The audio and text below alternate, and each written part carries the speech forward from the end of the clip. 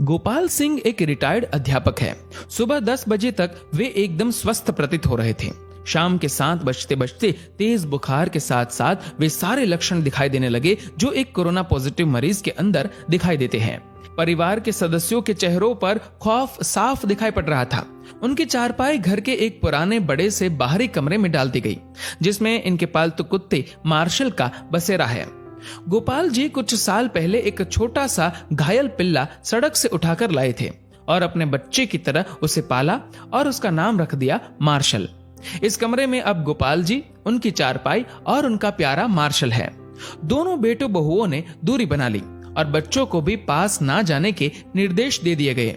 सरकार द्वारा जारी किए गए नंबर पर फोन करके सूचना दे दी गई। खबर मोहल्ले भर में फैल चुकी थी, लेकिन मिलने कोई नहीं आया।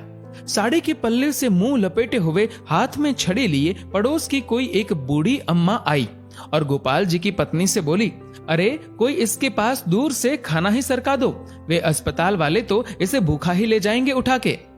अब प्रश्न ये था कि उनको खाना देने के लिए कौन जाए। बहुओं ने खाना अपनी सास को पकड़ा दिया। अब गोपाल जी की पत्नी के हाथ थाली पकड़ते ही कांपने लगे, पैर मानो खूंटे से बांध दिए गए हो। इतना देखकर वह पड़ोसन बोली, अरे तेरा तो पति है, तू भी किन ख्यालों में पड़ी है? मुंह बांध के चली जा और दूर से थाली सरका दे, वो अपने आप उठाकर खा लेगा। सारा वार्तालाप गोपाल जी चुपचाप सुन रहे थे। उनकी आंखें नम थी और कांपते होठों से उन्होंने कहा कि कोई मेरे पास ना आए तो बेहतर है, मुझे भूख भी नहीं है। इसी बीच एम्बुलेंस आ जाती है और गोपाल जी को एम्बुलेंस में बैठने के लिए बोला जाता है। गोपाल जी घर के दरवाजे पर आकर एक बार पलटकर अपने घर की तरफ देखते हैं। पोती पोते पहली मंजिल की खिड़की से मास्क लगाए दादा को निहारते हुए और उन बच्चों के पीछे सर पर पल्लू ओढ़े उनकी दोनों बहुएं दिखाई पड़ती है। घर के दरवाजे से हटकर बरामदे पर दोनों बेटे काफी दूर अपनी मां के साथ खड़े थे। विचारों का तूफान गोपाल जी के अंदर उमड़ रहा था। उनकी पोती ने उनकी तरफ हाथ हिलाते हुए टाटा एवं बाय बाय कहा। एक क्षण को उन्हें लगा कि जैसे जिंदगी ने अलविदा कह दिया हो। गोपाल जी की आंखें लबलबा उठी। उन्होंने झुककर अपने घर की दहलीज को चूमा और एम्बुलेंस में जाकर बैठ गए।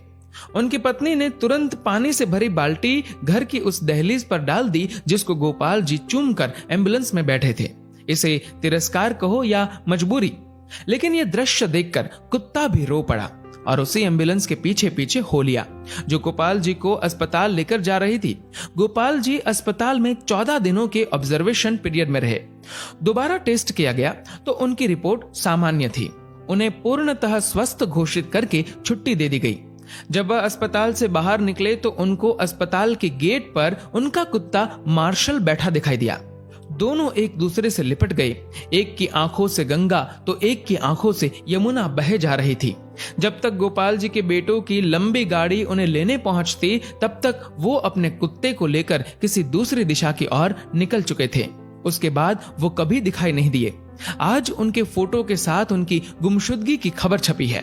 अखबार में लिखा है कि सूचना देने वाले को 40,000 का इनाम दिया जाएगा। 40,000। हाँ, पढ़कर ध्यान आया कि इतनी ही तो मासिक पेंशन आती थी उनकी, जिसको वो परिवार के ऊपर हंसते हंसते उड़ा दिया करते थे। एक बार आप गोपाल जी की जगह पर स्वयं को रखकर देखो।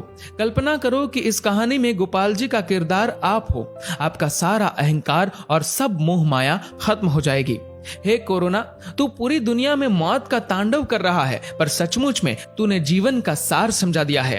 तेरे लिए अमीर गरीब, छोटा बड़ा, स्त्री पुरुष, राजा रंक कोई भेदभाव नहीं, सब एक समान है।